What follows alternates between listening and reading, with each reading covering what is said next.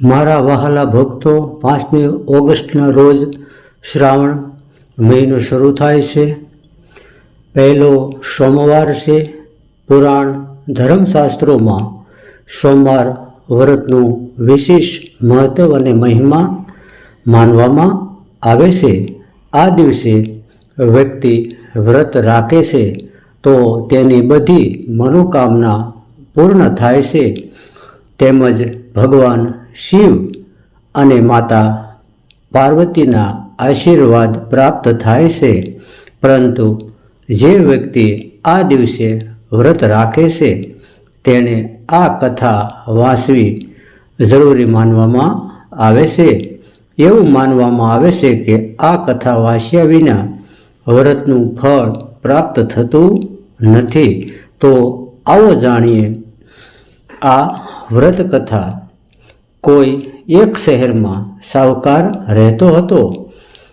તેમના ઘરમાં પૈસાની કોઈ કમી ન હતી, સુખ સાહેબી હતી. પરંતુ તેને એક વાતની ખોટ હતી કે તેને કોઈ સંતાન ન હતું, જેના કારણે તે ખૂબ જ ચિંતામાં રહેતો હતો.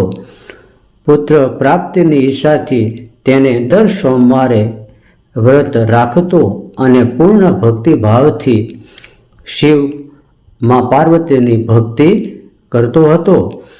માતા પાર્વતી તેમની ભક્તિથી પ્રસન્ન થયા અને ભગવાન શિવને સાહુકારની ઈચ્છા પૂર્ણ કરવા વિનંતી કરવા લાગ્યા.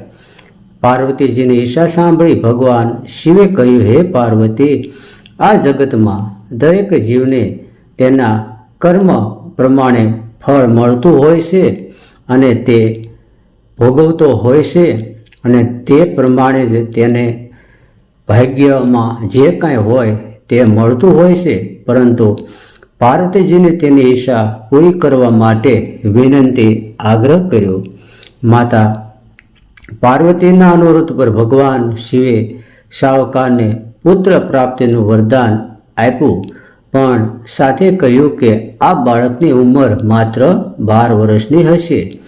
સાહુકાર માતા પાર્વતી અને ભગવાન શિવ વચ્ચેની વાતચીત સાંભળી રહ્યો હતો. આ સાંભળી તે ન તો ખુશ થયો કે ન તે દુઃખી થયો, કારણ કે પુત્ર પ્રાપ્તિનું વરદાન તો મળ્યું પણ તેનું આયુષ્ય ઓછું હતું. તેણે પહેલાંની જેમ ભગવાન શિવની પૂજા કરવાનું ચાલુ રાખ્યું. થોડા સમય પછી સાહુકારને પુત્રનો આશીર્વાદ મળ્યો. જ્યારે બાળક 11 વર્ષનો થયો ત્યારે તેને અભ્યાસ માટે કાશી મોકલવામાં આવ્યો. સાહુકારે પુત્રના મામાને બોલાવ્યા અને તેમણે ઘણા પૈસા આપ્યા અને કહ્યું કે તમે આ બાળકને કાશી વિદ્યા પ્રાપ્ત કરવા લઈ જાઓ અને રસ્તામાં યજ્ઞ કરો. તમે જ્યાં પણ આ યજ્ઞનું આયોજન કરો ત્યાં બ્રાહ્મણોને ભોજન કરાવીને દક્ષિણા આપીને જાઓ. મામા અને ભાણેજ બંને કાશી તરફ આગળ વધ્યા. યજ્ઞ કરી અને બ્રાહ્મણને દાન આપ્યું. રસ્તામાં એક નગર હતું જ્યાં નગરના રાજાની પુત્રીના લગ્ન હતા. પરંતુ તે જે રાજકુમાર સાથે લગ્ન કરવાની હતી તે એક આંખથી અંધ હતો. યુવતી અને તેના પરિવારના સભ્યોને આ વાતની જાણ ન હતી. રાજકુમારે તે હકીકત છુપાવવા માટે યોજના વિચારી કે તેના પુત્રની એક આંખમાં દ્રષ્ટિ નથી. સાહુકારના પુત્રને જોઈ તેણે વિચાર્યું કે કેમ ન આ છોકરાને વર બનાવી રાજકુમારી સાથે પરણાવી દેવો. પછી હું તેને પૈસા આપીશ અને તેને વિદાય આપીશ અને રાજકુમારીને મારા શહેરમાં લાવીશ. તેણે છોકરાને વરના કપડાં પહેરાવ્યા અને તેને લગ્ન રાજકુમારી સાથે કરાવ્યા. પણ સાહુકારનો દીકરો ઈમાનદાર હતો. તક ઝડપી તેણે રાજકુમારીની સુંદડી પર લખ્યું કે તમે મારી સાથે લગ્ન કર્યા છે, પરંતુ જે રાજકુમાર સાથે તમને મોકલવામાં આવશે તે એક આંખવાળો છે. હું કાશી ભણવા જાઉં છું. રાજકુમારીએ સુંદડી પર જે લખ્યું હતું કે તેના માતા પિતાને જણાવ્યું. રાજાએ તેની પુત્રીને વિદાય આપી ન હતી. બીજી બાજુ સાવકારનો પુત્ર અને તેના મામા કાશી પહોંચ્યા અને ત્યાં યજ્ઞ કર્યો.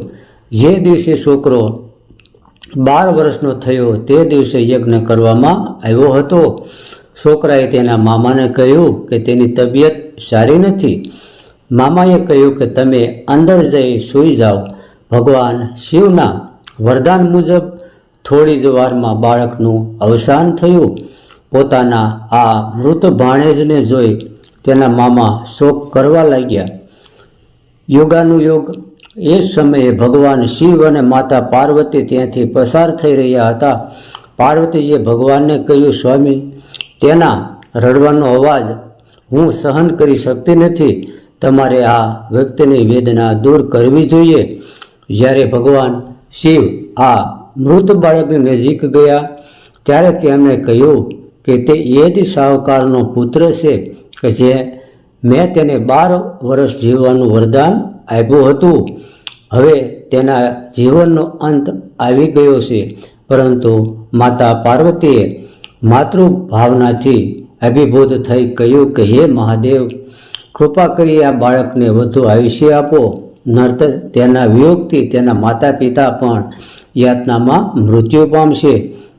માતા પાર્વતીની વિનંતી પર ભગવાન શિવે છોકરાને જીવતા રહેવાનું વરદાન આપ્યું. ભગવાન શિવની કૃપાથી તે છોકરો જીવતો થયો. ભણતર પૂર્ણ કર્યા પછી છોકરો તેના મામા સાથે તેના શહેર તરફ ગયો. બંને ચાલવા લાગ્યા. એ શહેરમાં પહોંચ્યા કે જ્યાં તેમના લગ્ન થયા હતા. તેને તે શહેરનું યજ્ઞનું આયોજન પણ કર્યું હતું. છોકરાના સસરાએ તેને ઓળખ્યો અને તેને મહેલમાં લઈ ગયો. તેનું મનોરંજન કર્યું અને તેની પુત્રીની વિદાય આપી. અહીં સાવકાર તેની પત્ની ભૂખ્યા તરસ્યા પોતાના પુત્રની આવવાની રાહ જોઈ રહ્યા હતા. બંને પ્રતિજ્ઞા લીધી હતી કે જો તેમને તેમના પુત્રના મૃત્યુનું સમાચાર મળશે તો તેઓ તેમનો દેહનો ત્યાગ કરશે. પરંતુ તેમનો પુત્ર જીવિત છે તે સાંભળી તેને ખૂબ જ ખુશ થયા. તે જ રાત્રે ભગવાન શિવે વેપારીના સપનામાં દેખાયા અને કહ્યું કે હું તમારા આ સોમવારના વ્રત અને વ્રતની કથા સાંભળીને પ્રસન્ન થયો છું. અને તે જ રીતે આ જે કોઈ આ મારું સોમવારનું વ્રત કરી આ વ્રત કથા વાંચે છે અથવા સાંભળે છે તેને દીર્ઘાયુ પ્રદાન કરું છું. તેના બધા દુઃખ હું દૂર કરું છું. બોલો હર હર મહાદેવ.